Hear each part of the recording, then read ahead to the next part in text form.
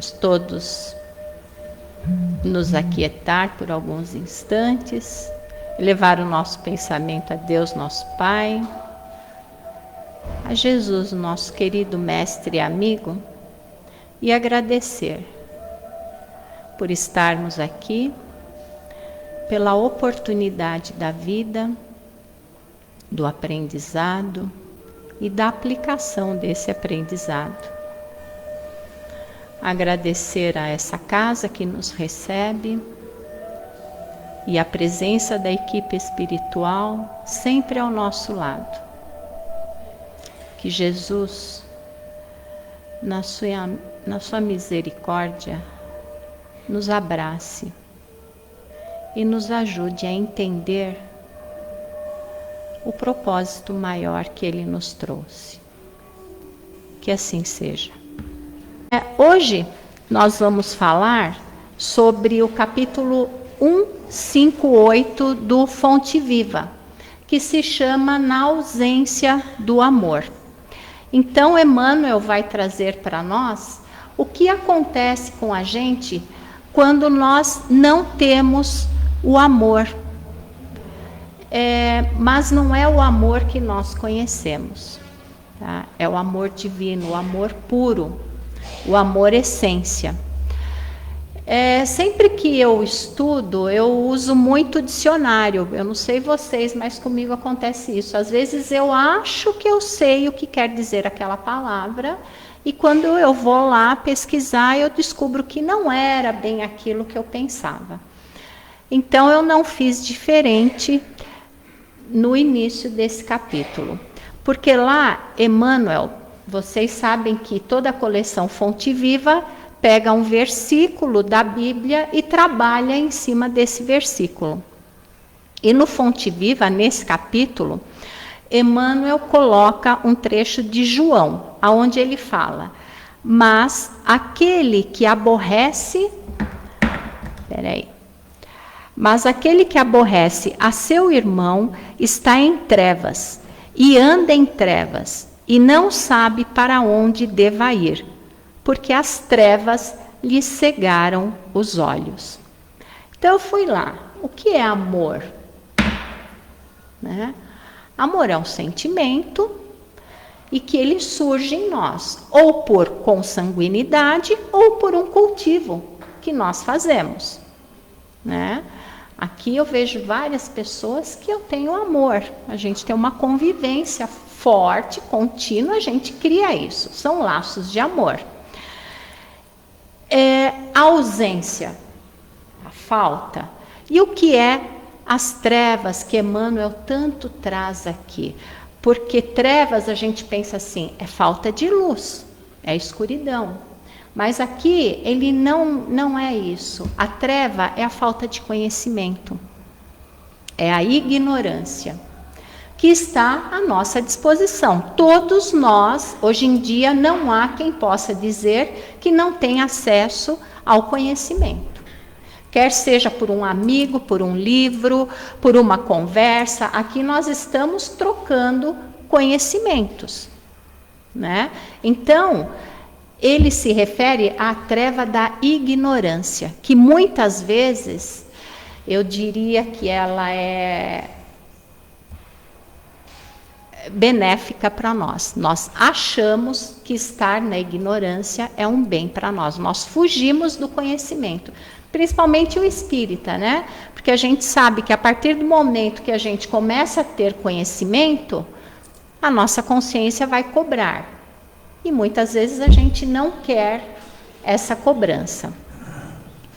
Então, eu fui lá pesquisar o que a Bíblia fala sobre o amor. E tem uma passagem muito bonita que fala sobre o amor. Que o amor é paciente, é bondoso, ele é fraterno, ele não se vangloria, ele não é orgulhoso, ele não maltrata, não procura os interesses dele, ou seja, ele é o amor divino. A Bíblia fala do amor divino. E depois, eu sou fã de um livro que se chama O Profeta. E ele tem um capítulo específico que fala sobre o amor. O Profeta foi escrito por Khalil Gibran, que é um poeta, filósofo, de 1922, mais ou menos. Esse livro é um pouco depois disso. E Khalil Gibran, ele trata nesse capítulo justamente desse amor divino. O capítulo é muito bonito, porque ele fala do verdadeiro amor, do amor de Deus. E em algum momento ele fala que o amor não dá além de si mesmo. E ele não cobra além do que ele dá. Então, olha como é profundo isso, né? O amor só dá o amor. E ele não quer nada de ninguém além do amor que ele deu. Ou seja, é aquele amor que não é posse. Ele nada possui e não quer ser possuído. Porque ele é o amor puro, o amor divino. Ele é suficiente a si, né? O amor se basta. E é isso que Emmanuel vai tratar, porque ele vai falar de todas as consequências, nesse capítulo, da falta de amor, que a gente vai ver logo em seguida. Quando nós amamos, fala Gibran, nós não devemos dizer Deus está no meu coração, mas o contrário, eu estou no coração de Deus. Então, quando eu amo, de verdade, o amor divino, eu estou no coração de Deus. Por quê? Porque Deus é amor. Deus é o amor puro. Então, eu não possuo nada. Eu dou o meu amor. É isso que eu tenho para dar. Aí, Emmanuel, ele traça alguns pontos para que nós fiquemos atentos quando nós não temos amor. Ele fala que aquele que não tem amor, ele não é fraterno. E a partir do momento que ele não é fraterno, ele é pessimista. Porque ele não vê nada de bom. Aliás, ele não é fraterno com o outro, ele não consegue nem enxergar a fraternidade para com ele, né? Ele fala que quando nós fugimos do amor, nós somos infelizes, que ficamos muito tristes. Nós espíritas sabemos melhor do que ninguém sobre isso, né? Porque é sintonia. Nós estamos sintonizados com uma faixa vibratória baixa. Como que a gente pode ter algo de bom que venha até nós? Ele fala que quando você não tem amor, você não tem fé. E a partir do momento que você não tem fé, lembra que a palavra fé é derivada de fidelidade. Fidelidade a quem? A Deus. Né? A única coisa que nós temos que ter, fé, é fidelidade a Deus. Ele fala que quando a gente não tem fé, nós enxergamos só maldade e desilusão. Quando nós não amamos e alguém pede para que façamos alguma caridade, nós só enxergamos o mal nas pessoas. É aí onde a gente ouve algumas pessoas falarem assim: por que eu vou fazer caridade para aquela pessoa se ele vai chegar ali na esquina e ele vai chutar o cachorro? Não entendeu do amor. Porque eu tenho que fazer o amor sem esperar nada em troca. É a cada um segundo suas obras, lembra? Então eu tenho que fazer o amor por mim, não esperando nada do outro. Então, se eu não tenho amor, eu não vou conseguir praticar a verdadeira caridade. Aí ele fala mais, ele fala que se eu não tenho amor, quando eu vejo alguém alegre, eu não vou me conformar com aquilo. Eu vou ficar muito bravo, porque para mim a pessoa não pode ser feliz. Porque o amor é felicidade. Ele fala que a pessoa que não ama é sempre amarga, desconfiada, ela não tem segurança, né? Ele só coloca pontos negativos, o que é uma realidade. Eles não têm carinho, porém o que eles querem do outro? Eles querem tudo do outro. Eles vampirizam as pessoas. eles são egoístas, eles exigem tudo e não querem dar nada. Essa é aquela pessoa que não tem amor. Eu confesso que eu não sou 100% amor. Eu ainda estou na caminhada, é uma longa caminhada, todo mundo. Mas ele fala isso para a gente abrir os olhos, né? Nós que nos dizemos espíritas, que seguimos a doutrina espírita, a gente tem que sair da treva, sair da ignorância e ir em busca dessas palavras, desses ensinamentos que eles trazem para a gente, né? E que é possível, porque às vezes a gente ouve os feitos de Jesus e podemos pensar, mas foi Jesus que fez, eu estou longe de Jesus.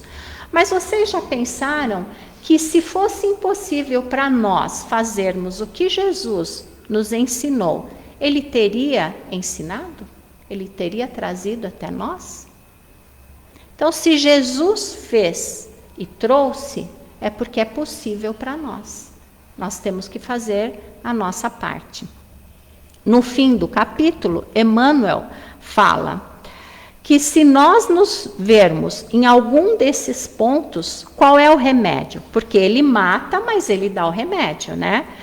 Nós nos recolhamos à oração e que peçamos forças para resistirmos a tudo isso. Ou seja, a partir do momento que a gente descobre que a gente tem alguma dessas falhas, que nós oremos e peçamos força para a gente superar aquela dificuldade. Por quê?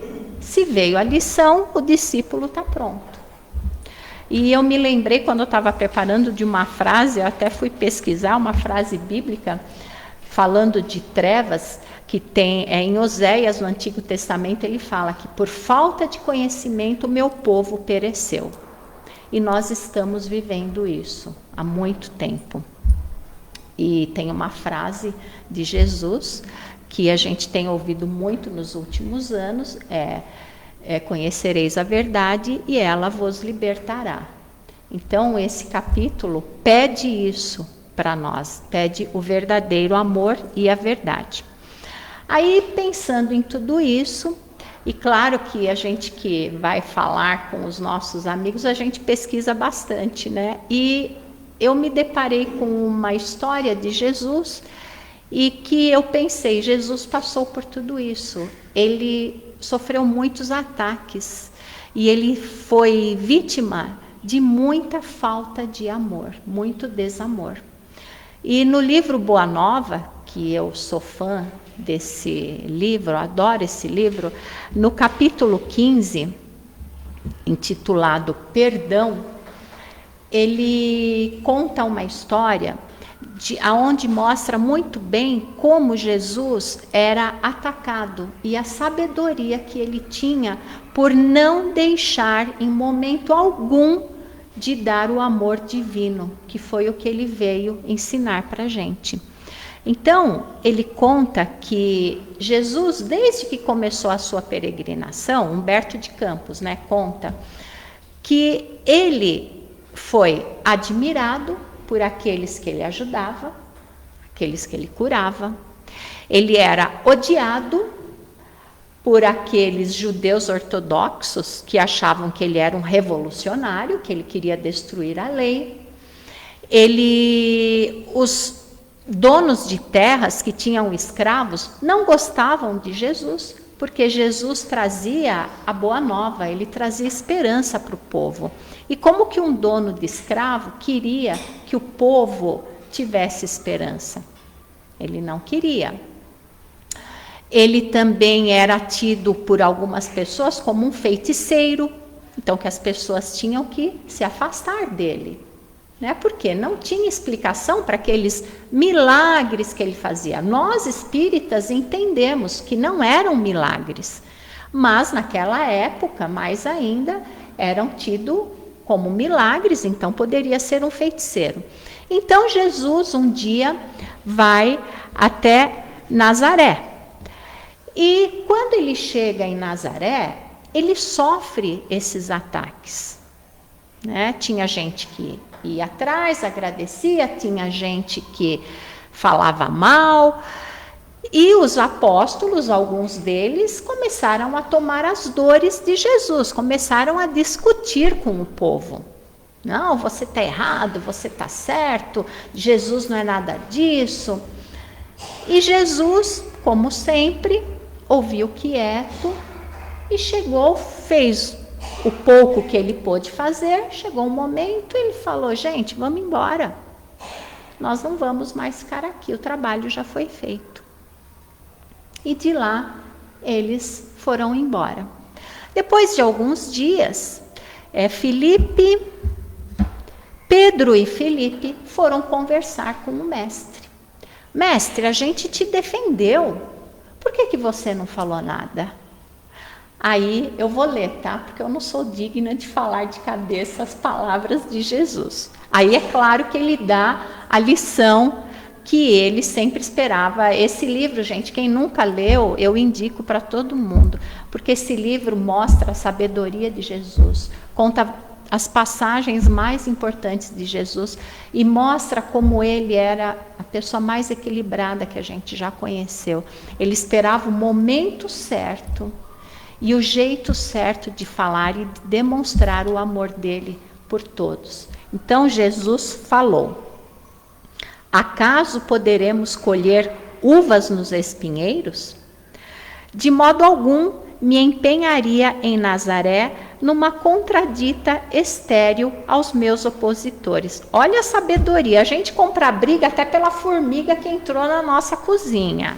Ele já fala que ele não via comprar briga.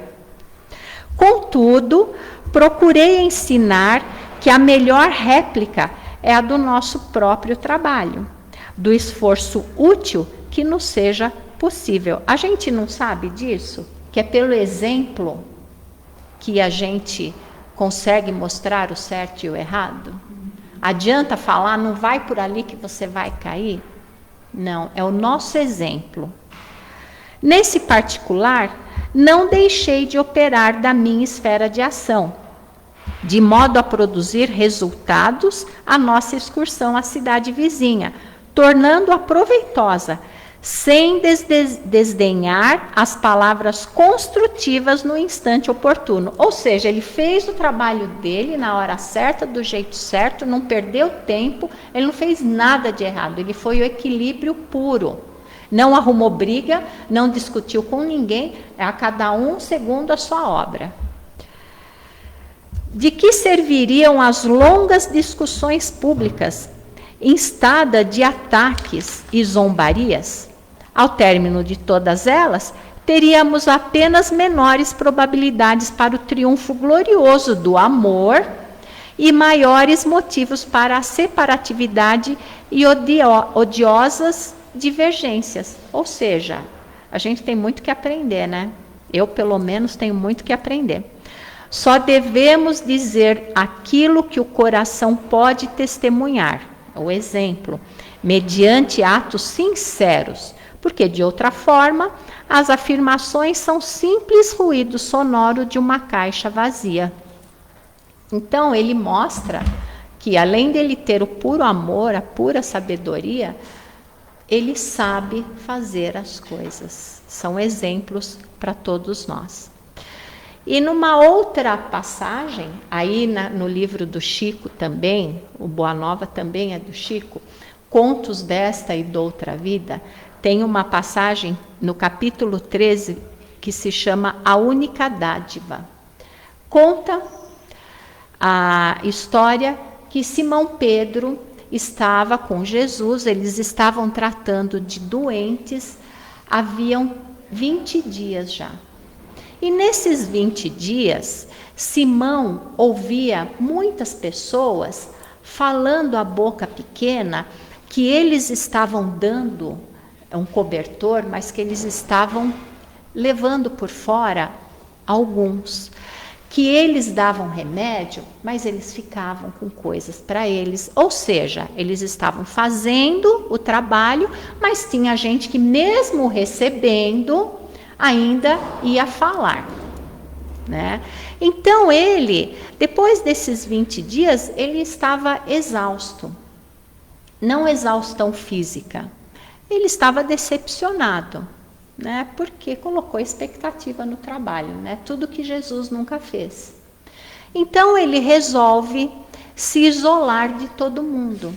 Ele sai para caminhar e ele senta embaixo, diz o livro, de algumas alcaparreiras. Com certeza tinham pés de alcaparras lá naquela época, né? Então que ele estava sentado lá e quando ele sente a presença de alguém chegando ao lado dele.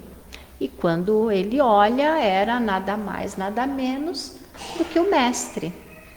E Jesus chega até ele e fala: Simão, você está cansado? E ele fala: sim, mestre, eu estou exausto. Você está triste? Sim, eu estou muito triste. Aí Jesus pergunta, como se ele não soubesse, né? Por que você está triste? Aí ele fala: mestre, estão falando mal de mim. Eu dei o meu melhor. Há 20 dias eu estou curando enfermos, lavando feridas, ajudando as pessoas e eles estão me chamando de ladrão. Aí Jesus pergunta para ele: o que você deu durante esses dias? Aí ele fala: a gente deu moeda, a gente deu cobertor, a gente deu alimento, a gente curou feridas, demos remédio. Aí Jesus começa a perguntar: de quem eram as moedas? Ah, era de Joana de Cusa, que tinha doado dinheiro. De quem era o cobertor? Ah, era de fulano. De quem era o alimento? Era de ciclano. De quem era o remédio? Era de Beltrano. Então Jesus fala: você percebe que você deu o que a providência divina te deu? A única coisa que você pode dar de você é o amor. Isso ninguém tira de você.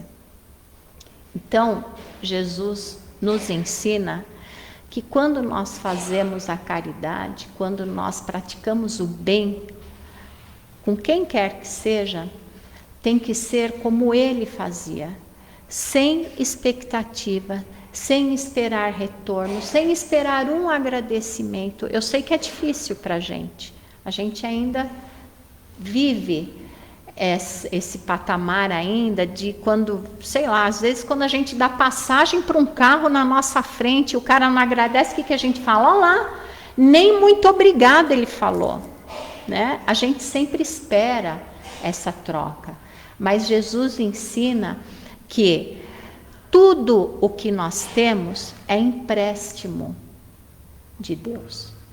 Não é a minha casa, o meu filho, o meu marido, a minha roupa, o meu colar, não é nada meu.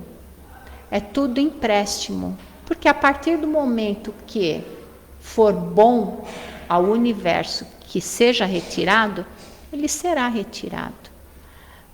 Até a vida que é eterna, né? O nosso corpo físico pode ser retirado daqui a 1 minuto.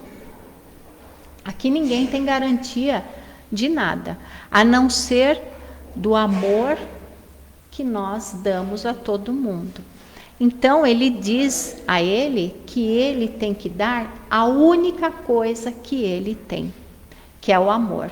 No Evangelho tem uma passagem muito bonita daquela senhora que ia visitar os doentes, que era uma senhora muito rica, e ela vai nas casas dos doentes, e ela mesma no Evangelho também tem a mesma lição que Jesus deu, porque a filha dela ia com ela, né? E no fim, eu me recordo que ela fala para a filha: filha, faça, você não está dando nada, a caridade quem está fazendo não é você. A partir do momento que você fizer as suas coisas e der o seu amor, aí sim você é que está fazendo a caridade.